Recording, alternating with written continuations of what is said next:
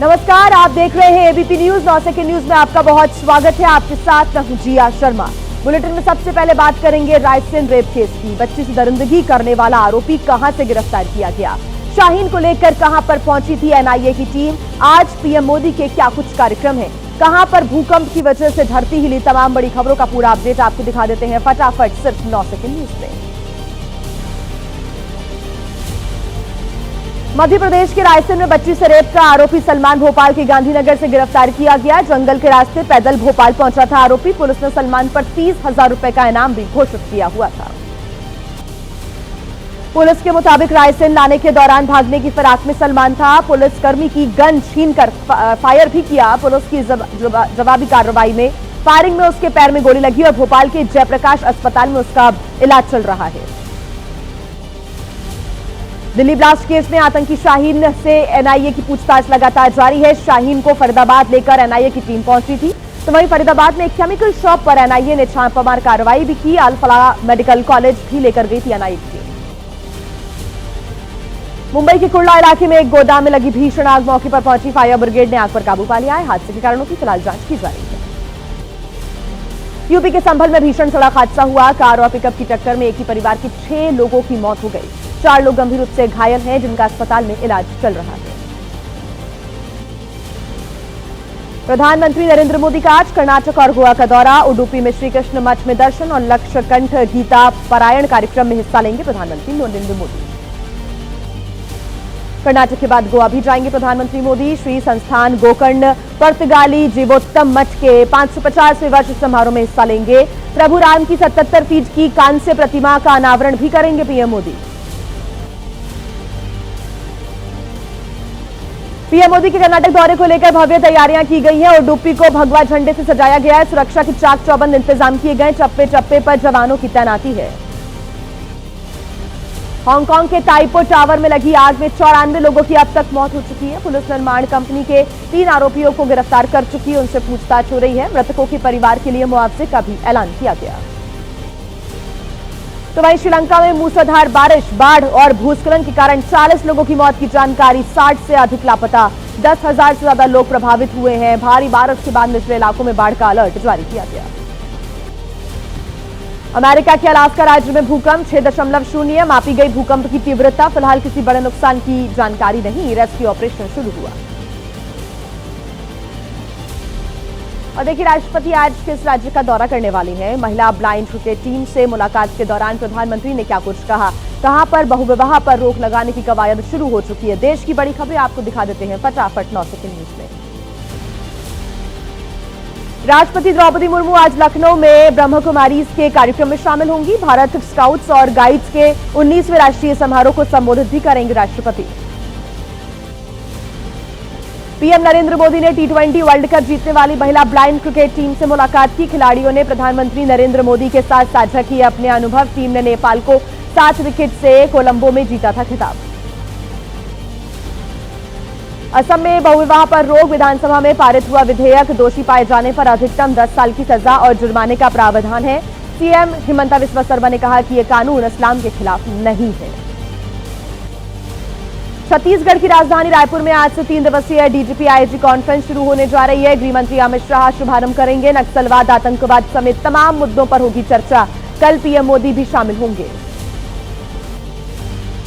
केंद्रीय वित्त मंत्री निर्मला सीतारमण का आंध्र प्रदेश दौरा। अमरावती में सीएम चंद्रबाबू नायडू से डिनर पर मुलाकात की। आज बैंक्स और बीमा संस्थाओं के मुख्यालयों के शिलान्यास कार्यक्रम में हिस्सा लेंगी।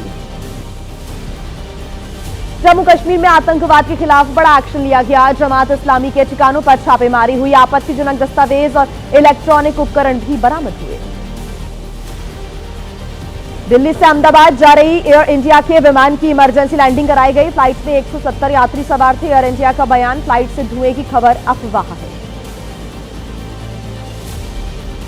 और चलिए फटाफट आपको दिखा देते हैं 9 सेकंड न्यूज में अपराध जगत की बड़ी खबरें। इटावा में नौसेना अफसर की पत्नी को टीटी ने चलती ट्रेन से फेंका। दर्दनाक मौत हुई। टीटी पर हत्या का मुकदमा हुआ दर्ज। गलती से दूसरी ट्रेन में चढ़ने के बाद स्लीपर कोच में टीटी से कहासुनी हो गई थी। एमपी के इंदौर में डिजिटल अरेस्ट के नाम पर लोगों से ठगी करने वालों का खुलासा हुआ है। लाओस जाकर डिजिटल अरेस्ट करने की ट्रेनिंग भी ली थी। नवंबर 2024 में की ठगी, अब पकड़े गए ये मुख्य आरोपी। यूपी के मुरादाबाद में चोरी के ट्रैक्टर दूसरे राज्यों में बेचने वाले 4 आरोपी गिरफ्तार किए गए। एसटीएफ ने की कार्रवाई, आरोपियों के पास से 4 ट्रैक्टर और 2 इंजन बरामद किए। यूपी के गाजियाबाद में बुजुर्ग दंपत्ति पर चाकू से हमला, बदमाश ने घर में लूट के दौरान वारदात को अंजाम दिया। आरोपी की तलाश में जुटी पुलिस। मशहूर यूट्यूबर शादाब जकाती को मिली जमानत, विवादित रील पर यूपी की मेरठ पुलिस ने गिरफ्तार किया था। शादाब ने वीडियो डिलीट कर माफी भी मांगी। बीमा के पैसे के लिए हापुड़ में अंतिम संस्कार के नाम पर फर्जीवाड़ा हुआ। पुतले का अंतिम संस्कार करने के लिए पहुंचे लोगों को पुलिस ने पकड़ा। दुकान पर काम करने वाले करने का इंश्योरेंस भी करवाया था। आखिर 21 बीएलओ पर क्यों हुआ है केस दर्ज? आज चुनाव आयोग से किस दल का प्रतिनिधिमंडल मुलाकात करेगा और कहां चुनाव आयोग के दफ्तर का घेराव हुआ है? एसआईआर से जुड़ा पूरा अपडेट आइए आपको दिखा देते हैं 9 सेकंड न्यूज में। यूपी के गाजियाबाद में 9 महिलाओं समेत 21 बीएलओ के खिलाफ हुआ है केस दर्ज। जिला प्रशासन ने यह मुकदमा दर्ज कराया है। बीएलओ पर एसआईआर के काम में लापरवाही बरतने के आरोप। यूपी के हमीरपुर में एसआईआर के काम में लापरवाही बरतने वाले अधिकारियों पर कार्रवाई की गई है। जीएम ने 17 पर्यवेक्षकों को जारी किया है कारण बताओ नोटिस, 1 दिन का वेतन रोकने का भी आदेश दिया गया है। एसआईआर को लेकर आज चुनाव आयोग से मिलेगा टीएमसी का प्रतिनिधिमंडल। आयोग ने सुबह 11 बजे डेरेक ओब्रायन समेत टीएमसी के 5 नेताओं को मिलने के लिए बुलाया है। टीएमसी ने भेजे थे 10 लोगों के नाम। 12 राज्यों में तेजी से चल रहा है एसआईआर का कार्य। दूसरे फेज में तकरीबन 99% फॉर्म बांटे जा चुके हैं। अब तक 56% से ज्यादा फॉर्म डिजिटलाइज किए गए हैं। बीएलओस की मौत पर कांग्रेस का मुख्य चुनाव आयुक्त ज्ञानेश कुमार पर निशाना। सुप्रिया सुनीत ने कहा कि अब तक 26 बीएलओ की मौत हो चुकी है। कहां है ज्ञानेश कुमार? एसआईआर पर संग्राम जारी। लखनऊ में चुनाव आयोग के ऑफिस का घेराव किया गया तो भोपाल में पुलिस ने युवा कांग्रेस कार्यकर्ताओं पर वाटर कैनन का इस्तेमाल किया। अखिलेश यादव ने एसआईआर को लोकतंत्र के साथ धोखाधड़ी बताया। कहा कि सारे काम छोड़कर एसआईआर की घपलेबाजी को रोके। देशवासी बीजेपी के इस महाषड्यंत्र का करें पर्दाफाश। एसआईआर को लेकर अयोध्या में राजनीति तेज हुई। समाजवादी पार्टी के नेता तेज नारायण पांडे बोले एसआईआर की प्रक्रिया का दुरुपयोग हो रहा है। पिछड़े वर्ग के वोट कटवाने की साजिश बीजेपी कर रही है। एसआईआर के मुद्दे पर बीजेपी नेता अश्विनी चौबे का विपक्ष पर हमला। कहा कि एसआईआर प्रक्रिया में कोई गड़बड़ी नहीं हुई है। एसआईआर के नाम पर हंगामा खड़ा कर रहे हैं विपक्ष के लोग। बिहार कांग्रेस अध्यक्ष राजेश राम ने कहा कि वोट चुराने का एक लीगल तरीका था एसआईआर। केंद्र सरकार की वजह से हमारी हार हुई। संगठन को फिर से बनाने पर करना चाहिए फोकस। बीजेपी का कांग्रेस पर बड़े आरोप। कहा कि सोशल मीडिया के जरिए विदेशों से रची जा रही है साजिश। वैसे भारत विरोधी माहौल बना रहे हैं कांग्रेस के लोग। बीजेपी के आरोपों पर कांग्रेस ने किया पलटवार। कहा कि मूर्खतापूर्ण दलीलें दे रही है भारतीय जनता पार्टी। उसकी गुजरात इकाई का एक्स अकाउंट आयरलैंड में क्यों है? और आइए अब फटाफट अंदाज में 9 सेकंड न्यूज में आपको दिखा देते हैं राजनीति से जुड़ी हुई कुछ बड़ी खबरें। महाराष्ट्र में स्थानीय निकाय चुनाव के बीच महायुति में सियासी घमासान हुआ शुरू। शिवसेना शिंदे गुट के नीलेश राणे का बीजेपी पदाधिकारी पर कैश बांटने का आरोप। स्टिंग ऑपरेशन के जरिए खुलासा करने के दावे पर बीजेपी ने सवाल खड़े किए। स्टिंग ऑपरेशन में बीजेपी पदाधिकारी पर कैश बांटने का दावा किया गया। शिवसेना उद्धव गुट के विधायक नीलेश राणे ने मामले पर चुनाव आयोग को भी घेरा। प्रवक्ता आनंद दुबे ने सवाल उठाए। अपने भाई नितेश राणे के आरोपों पर बोले महाराष्ट्र के मंत्री और बीजेपी नेता नितेश राणे। आरोप को बताया राजनीतिक। कहा कि अगर अपने बिजनेस के लिए घर में पैसे रखे हुए हैं तो उसमें गलत क्या है? स्थानीय निकाय के चुनाव के बीच बीजेपी और शिवसेना के बीच तनाव बढ़ता जा रहा है। शिवसेना शिंदे गुट के विधायक संतोष बांगर के घर पुलिसकर्मियों का छापा। संतोष बांगर का आरोप यहीं के विधायक ने भेजे पुलिस वाले। कांग्रेस की समीक्षा बैठक पर बोले केसी वेणुगोपाल। कहा कि मीटिंग में सभी नेताओं ने अपनी अपनी राय रखी है। कुछ टिकट विवादित थे, मैं मानता हूं ऐसा। इंजीनियर संजीव के साथ विवाद पर बोले जितेंद्र कुमार। कहा कि संजीव ने मुझे गोली मारने की धमकी दी। बिहार अध्यक्ष राजेश राम से शिकायत की। इंजीनियर संजीव ने आरोपों को गलत बताया है। असम के सीएम हिमंता बिस्वा शर्मा का बड़ा ऐलान, कहा अगर वे फिर से मुख्यमंत्री बनते हैं तो राज्य में लागू की जाएगी समान नागरिक संहिता। असम में बहुविवाह पर रोक पर बोले एआईयूडीएफ के विधायक अमीनुल इस्लाम, कहा कि कोई भी कानून जो संविधान के खिलाफ है हम उसका विरोध करते हैं। सदन में बहुमत के कारण इसे पारित करा दिया गया। झारखंड सरकार के 1 साल पूरे होने पर आज 10,000 से ज्यादा युवाओं को मिलेगी नौकरी। मुख्यमंत्री हेमंत सोरेन युवाओं को बांटेंगे नियुक्ति लेटर। उपराष्ट्रपति ने पंजाब विश्वविद्यालय के सीनेट चुनाव को मंजूरी दे दी है। 7 सितंबर 2026 से 4 अक्टूबर 2026 तक कराए जाएंगे चुनाव। पंजाब यूनिवर्सिटी के कुलपति भी उपराष्ट्रपति हैं। पंजाब विश्वविद्यालय सीनेट चुनाव को मंजूरी मिलने पर आम आदमी पार्टी के सांसद मलविंदर सिंह कंग ने कहा कि ये हर समर्थक की जीत जो लोकतांत्रिक व्यवस्था को बचाने के लिए संघर्ष कर रहे थे। आखिर कांग्रेस की समीक्षा बैठक में हंगामा क्यों हो गया? बिहार में हार पर मंथन के दौरान क्या निकला निष्कर्ष? बिहार की सियासत से जुड़ी तमाम बड़ी खबरें आपको दिखा देते हैं फटाफट। बिहार चुनाव में हार पर दिल्ली में कांग्रेस का मंथन। मल्लिकार्जुन खड़गे और राहुल गांधी ने नेताओं से फीडबैक भी लिया। कई नेताओं ने खुलकर अपनी नाराजगी व्यक्त की। समीक्षा प्रक्रिया से बिहार प्रभारी कृष्ण अल्लावरू को रखा गया बाहर। कांग्रेस के वेटिंग रूम में इंजीनियर संजीव और पप्पू यादव के करीबी जितेंद्र कुमार के बीच कुछ कहासुनी हो गई। संजीव पर गोली मारने की धमकी देने का आरोप है। कांग्रेस नेता मुबस्सिर आलम ने महागठबंधन पर सवाल उठाए। कहा कि बिहार में आरजेडी से अलग हो जाए कांग्रेस। तेजस्वी ने जानबूझकर गलती की, किसी मुस्लिम को बनाना चाहिए था डेप्यूटी सीएम का कैंडिडेट। कांग्रेस नेता इरफान आलम बोले ओवैसी की वजह से कांग्रेस को सीमांचल में काफी नुकसान हुआ है। पार्टी को ओवैसी के खिलाफ रणनीति बनानी चाहिए। बिहार के अररिया से कांग्रेस के विधायक अबीदुर रहमान ने कहा कि टिकट बंटवारे में हेरफेर की गई है। चुनाव में मिली हार पर कार्रवाई भी होनी चाहिए। और आइए अब आपको दिखा देते हैं फटाफट अंदाज में 9 सेकंड न्यूज में मौसम से जुड़ी बड़ी खबरें। जहरीली हवा से राजधानी दिल्ली बेहाल है। लगातार बेहद खराब की श्रेणी में बना हुआ है एक्यूआई। आने वाले दिनों में कोई राहत न मिलने का अनुमान है। लोगों का सांस लेना मुश्किल हुआ। दिल्ली में प्रदूषण का स्तर कम नहीं हो रहा है तो वहीं कर्तव्य पथ समेत कई इलाकों में एक्यूआई 400 के पार दर्ज किया गया। आईटीओ के आसपास भी पोल्यूशन का स्तर 400 के करीब है। दिल्ली में प्रदूषण रोकने की दिशा में बड़े कदम भी उठाए जा रहे हैं। 6 नए high tech air quality monitoring station लगाएगी रेखा सरकार। 15 जनवरी 2026 तक शुरू हो जाएंगे air quality monitoring station. Delhi metro ने प्रदूषण को रोकने के लिए लगाए हैं 82 एंटी स्मॉग गन। डीएमआरसी ने एक्स पर पोस्ट कर यह जानकारी साझा की। एंटी स्मॉग गन लगने से हवा में सुधार की उम्मीद है। वहीं कर्नाटक की सियासत में क्यों मची है उथल पुथल, पूरा अपडेट आइए आपको दिखा देते हैं फटाफट। कर्नाटक में नेतृत्व परिवर्तन की अटकलों के बीच सीएम सिद्धरामैया का बड़ा बयान। कहा कि पार्टी हाईकमान का नहीं आया कोई कॉल, अगर कॉल आएगा तो मैं दिल्ली जाऊंगा। मीटिंग के सवाल पर मुंबई पहुंचे कर्नाटक के डिप्टी सीएम डीके शिवकुमार ने कहा कि अगर मीटिंग होती है तो वो बेंगलुरु या फिर दिल्ली में होते। तो वहीं सीएम पद के सवाल पर बोले मुझे किसी चीज की कोई जल्दी नहीं है। कर्नाटक के मुख्यमंत्री विवाद पर बोले उप मुख्यमंत्री डीके शिवकुमार। कहा कि मैं इस पर कोई टिप्पणी नहीं करना चाहता। पार्टी जो भी कहेगी हम मिलकर साथ काम करेंगे।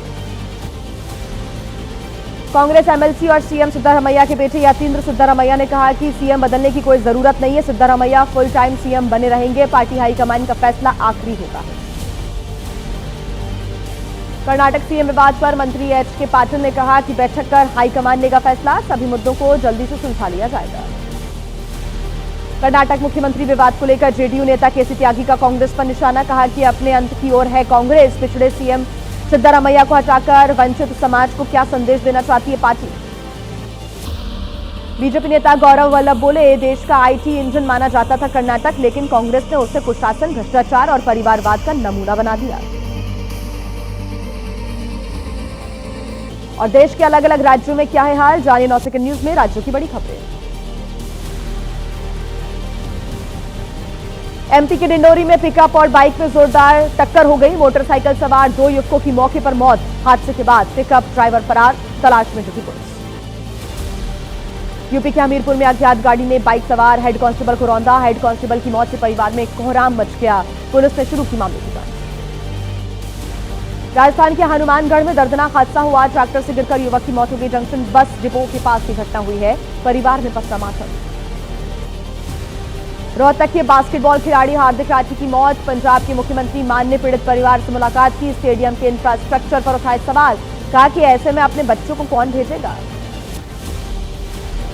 रोहतक के बास्केटबॉल खिलाड़ी हार्दिक की मौत के मामले पर सियासत लगातार जारी। हरियाणा के मंत्री गौरव गौतम ने पंजाब के सीएम मान पर साधा निशाना। कहा कि घटना का राजनीतिकरण करने गए थे मान। बहादुरगढ़ में बास्केटबॉल खिलाड़ी अमन की भी मौत के जिम्मेदार लोगों के खिलाफ कानूनी कार्रवाई करेगा परिवार। मुख्यमंत्री की राहत राशि पर पिता ने कहा कि जब बेटा ही नहीं रहा तो पैसे का क्या करूंगा।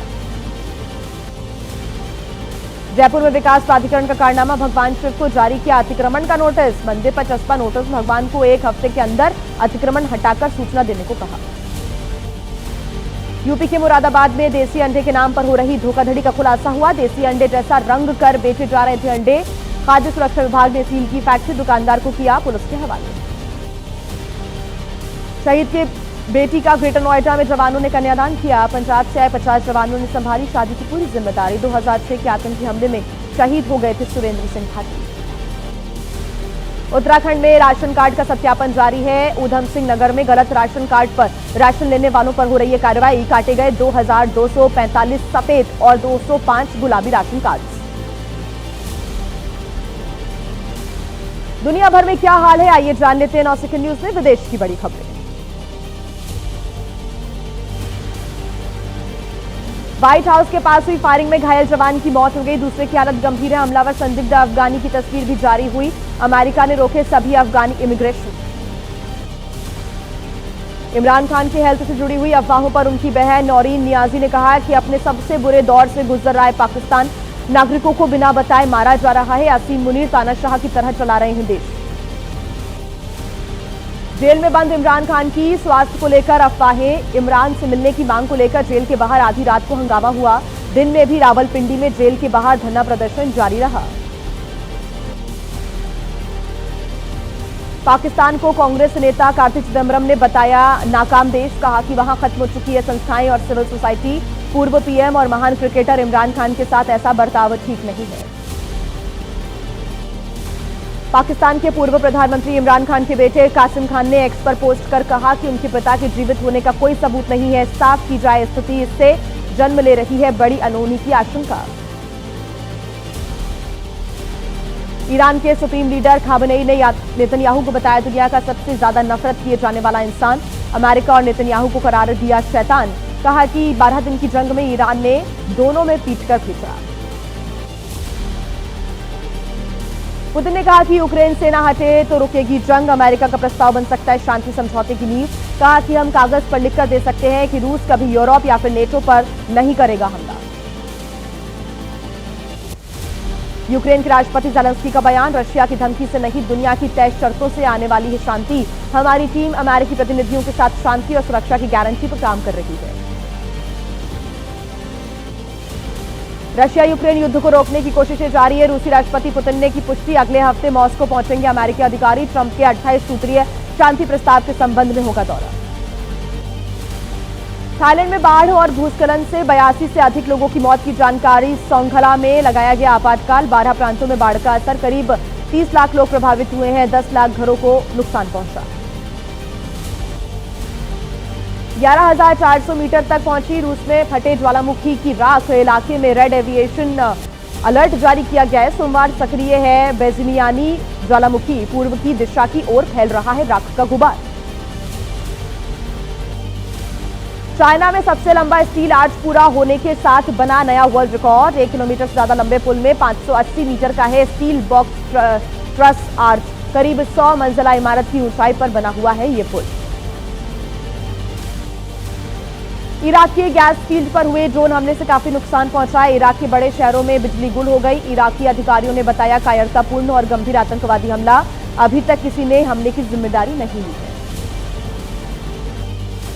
गजा में बार बार जगह बदलने की बजाय कुछ लोगों ने चुना मलबे में तब्दील हुआ अपना घर। कहा कि भीड़भाड़ और बाढ़ के खतरे के बीच टूटा घर ही एक बेहतर विकल्प है।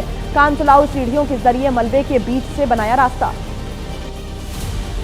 बोलीविया में फुटबॉल मैच के दौरान पिच पर ही आपस में खिलाड़ी भिड़ गए। कई खिलाड़ियों को चोट आई है। हालत को काबू में करने के लिए पुलिस को करना पड़ा आंसू गैस का इस्तेमाल।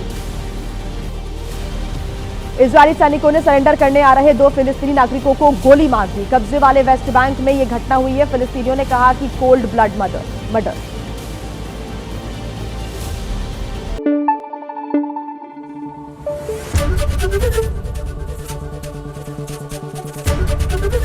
एबीपी न्यूज आपको रखे आगे।